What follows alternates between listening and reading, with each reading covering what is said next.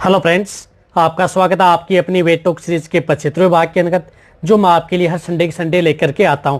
वैसे wait talk series आपके लिए बहुत ही अच्छी और नॉलेजेबल होती है, क्योंकि इसके अंतर्गत आपको कई क्वेश्चनों का जवाब एक साथ सुनने को देखने को मिल जाता है। यदि जो वेट टॉक सीरीज यदि लंबी भी हो तो आप स्किप करके मत देखना, पूरी देखना। यदि आप पूरी देखेंगे तो आपको पूरे क्वेश्चनों का जवाब आपको संतुष्टि के तौर पर आपको मिल जाएगा।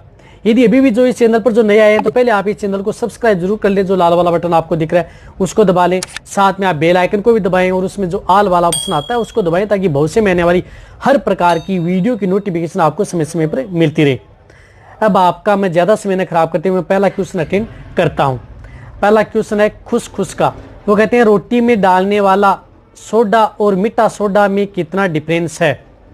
देखो, रोटी में डालने वाला सोडा वही मीठा सोडा होता है जो सोडियम बाइकार्बोनेट, और जो आप लेके आते हैं रोटी में डालने वाला और कौन सा बता रहे हैं सोडा, और मीठा सोडा में कितना कोई अंतर नहीं है, वही मीठा सोडा आता है, सोडियम बाइकार्बोनेट ही होता है। उसे हम रोटी में भी डाला जाता है, खाने में के तौर पर भी इसको उपयोग में लिया जाता है, जैसे सब्जी में डाला जाता है, वही मीठा सोडा होता है। वैसे आपके पशु में जो सोडियम बाइकार्बोनेट है वो आपके पशु में क्या काम करता है, मीठा सोडा आपके पशु को कितनी मात्रा देनी चाहिए, और इसके मीठा सोडा के आपके पशु में क्या नुकसान भी है, इसके बारे में मेरे चैनल पर एक डिटेल सी वीडियो बनी हुई है।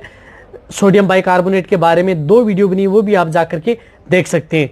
लेकिन कहने का मतलब है कि मीठा सोडा और खाने का सोडा एक ही होता है। अब उमेश सुधर कहते हैं, सर एक घोड़ी है जिसके आगे के एक पैर में घुटने के पास में सूजन है, जिससे उसे चलने में लंगड़ा कर भी चलती है, तो सर इसका ट्रीटमेंट बताएं। सर इसमें आर्टिजोनेस या फिर सेल पेन इंजेक्शन का यूज ले सकते हैं क्या, प्रेग्नेंट में सेफ है या नहीं, ये भी बताएं। देखो, मैं एक और बताना चाहता हूँ, यदि आपकी जो घोड़ी है उसके आगे वाले पैर में जो सूजन है, चलने में दिक्कत है, तो आप जो नजदीक यदि आपके पास जो पशु चिकित्सक है उनसे आप सलाह जरूर ले लें। कई बार आपके पशु में दर्द कई वजह से भी हो सकता है, कई कारण भी हो सकते हैं आपके पशु में।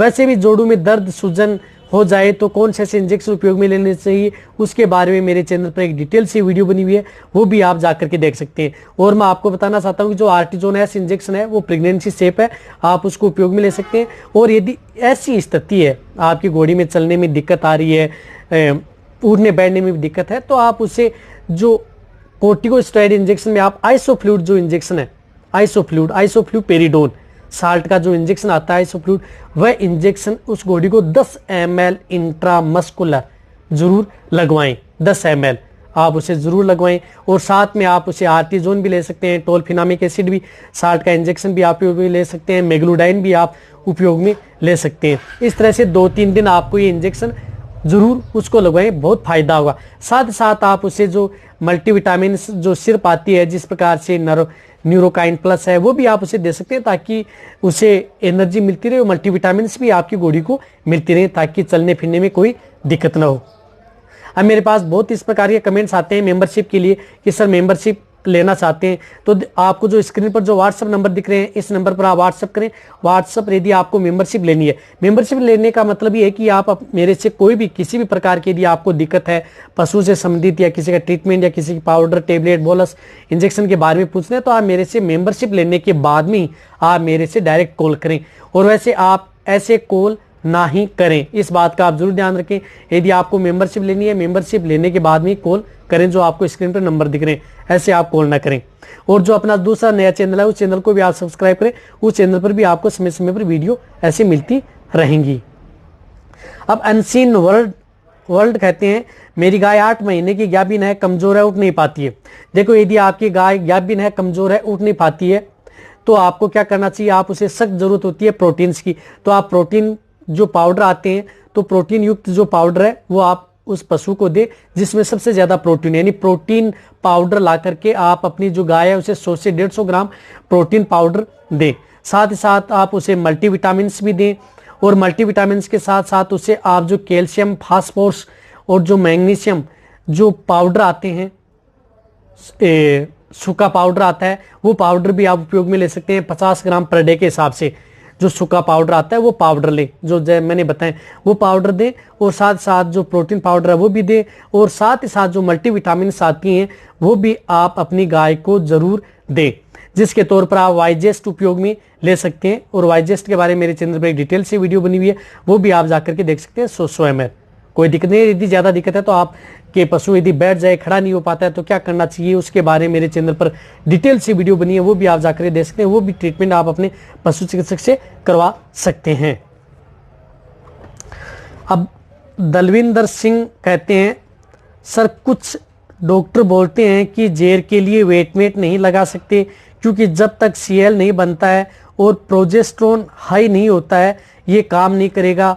डिलीवरी के 7 से 8 दिन बाद सीएल बन जाता है और प्रोजेस्टेरोन हाई हो जाता है, तब लगा सकते हैं। जी बात सही है या नहीं?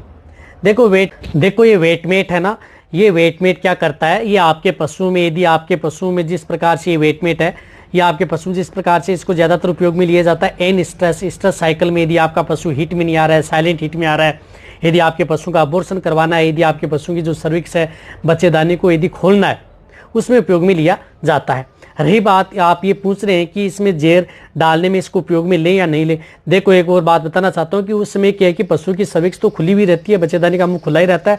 तो ये जो इंजेक्शन है ये आपके पशु में ऐसा ये काम नहीं करेगा कि आप ये इंजेक्शन लगा देंगे तो आपके पशु जेर डाल देगा। तो जेर डालने में आपके पशु में इतना बेटर रिजल्ट नहीं देगा। ये रिजल्ट कब देता है, जब यदि आपके पशु में जेर प्रॉपर नहीं पड़ती है, आपके पशु की बच्चेदानी जब सर्विक्स बंद हो जाती है, बच्चेदानी का मुंह बंद हो जाता है और उसको पायोमेट्रा बन जाता है, डिस्चार्ज डालता रहता है, मवादसी डालता रहता है, तो उस कंडीशन में इसका बहुत ही अच्छा रिजल्ट है। मेट्राइटिस में है, उस स्थिति में यदि आपके पशु जैसे सपोज करो कि 2 दिन हो गए और आपका पशु प्रॉपर जेर नहीं डाल रहा है, तो 2-3 दिन हो गए, उस पशु की जो बच्चेदानी है उसकी बंद भी हो गई और जेर नहीं डाली है, तो उस स्थिति में आप जो ये वेटमेट इंजेक्शन है उस स्थिति में काम करता है और उस स्थिति में आपके पशु के जेर डलाने में भी काम करता है।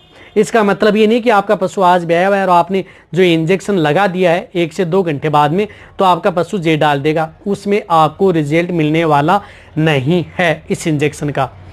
तो आपको शॉर्ट तरीके से बताता हूँ, ये इंजेक्शन आपके पशुओं को पायोमेट्रा, यदि आपके पशु को 5 से 7 दिन बाद में या 10 दिन बाद में यदि आपके पशु को मवाद भर जाती है, दुर्गंध आने लग जाती है, डिस्चार्ज ज़्यादा डालता है, तो उसकी सफाई के लिए आप इस इंजेक्शन को उपयोग ले सकते हैं, बेटर। और रही बात इस इंजेक्शन को जो हीट में नहीं आ रहा है उसके लिए आप उपयोग में ले सकते हैं।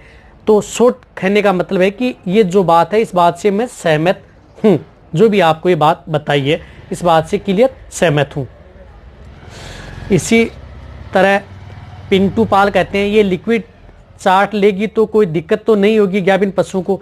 ये बात कर रहे हैं उस स्प्रे की, कौन से स्प्रे की? पैराक्लिन स्प्रे की, कि ये जो पशु यदि इसे चाट ले। बहुत कमेंट्स आए और उन्होंने कई कमेंट्सों का जवाब भी दिया है, लेकिन फिर भी कमेंट्स आ रहे हैं, तो मैंने सोचा क्यों ना इसको वेटॉक सीरीज में इस क्वेश्चन को उठाऊं और उनको एक साथ ही जवाब दे दूं। देखो जब भी आप ये पैराक्लिन यदि आपके पशुओं की जू चिचड़ हो जाती है या मक्खी बैठती है तो आप इस स्प्रे को प्रयोग कर सकते हैं। रही बात चाटने की, तो कोई दिक्कत नहीं होगी यदि आप अपने पशुओं को, यदि ठंड में है कोई दिक्कत नहीं है यदि स्प्रे कर दिया, लेकिन ये बात है कि गाभिन पशुओं में आप इसका जरूर ध्यान रखें।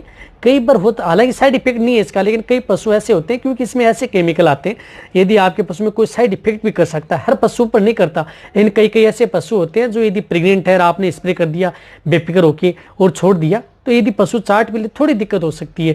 ज़्यादा दिक्कत तो नहीं है, ऐसा तो नहीं है कि उसका अबॉर्शन हो सकता है, लेकिन आप उसमें 5 से 10 मिनट आप उस पशु के पास रहें ताकि वो पशु उसको चाटे नहीं। और वैसे भी यदि आप कोई भी ऐसे जू चिचड़ किलनी जितने भी प्रकार के आप मेडिसिन उपयोग में लेते हैं तो आप अपने पशुओं को क्या है कि थोड़ी ध्यान जरूर रखें।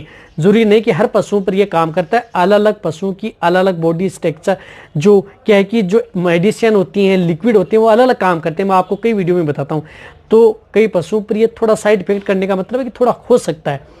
और रही बात, ज़्यादातर मैंने इसका प्रैक्टिकल करके देखा है कि यदि पशु चाट भी लेता है तो कोई दिक्कत नहीं होती है, इतनी मेजर दिक्कत नहीं होगी जितनी होगी। रही बात प्रेग्नेंट पशु को, तो कोई भी यदि आप लिक्विड साबुन यूज में लेते हैं तो भी आप उस पशु को जरूर ध्यान रखें, क्योंकि प्रेगनेंसी टाइम पर पशु बहुत ही आप उसकी सावधानी रखनी पड़ती है कि कोई ऐसा तो नहीं है कि आपके पशु को कोई साइड इफेक्ट कर जाए, कोई लिक्विड कर जाए, कोई ऐसी मेडिसिन कर जाए, कोई टेबलेट कर जाए। तो इस बात का आप जरूर ध्यान रखना।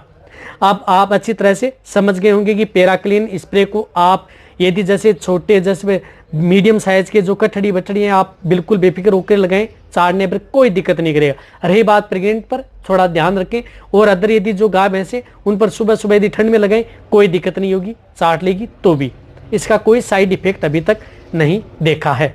रही बात प्रेग्नेंट की, जो मैंने आपको बताई है, वैसे भी वेटमेट इंजेक्शन के बारे में और इस पैरास्क्रीन स्प्रे है इसके बारे में मेरे चैनल पर एक डिटेल सी वीडियो बनी हुई है, वो भी आप जाकर के देख सकते हैं कि ये क्या क्या काम करता है, या उसका लिंक आपको डिस्क्रिप्शन में मिल जाएगा। यदि आपको मेरी वेट टॉक सीरीज अच्छी लगी है तो नीचे जाके आप कमेंट में लिखें। मेरी वीडियो को आप अपने दोस्तों के साथ, पशुपालकों के साथ और मेरे जितने वेटरनरी स्टूडेंट हैं उनके साथ आप इस वीडियो को जितना हो सके शेयर करें। मेरी वीडियो को आप लाइक करें, आपके एक लाइक से मेरे को मोटिवेशन मिलता है और मैं आपके लिए अच्छी से अच्छी और नॉलेजेबल वीडियो आपके लिए हर समय ऐसे लाता रहूँगा। इसी तरह से आप मेरी वीडियो देखते रहें, इसी तरह से आप मेरे को प्यार देते रहें।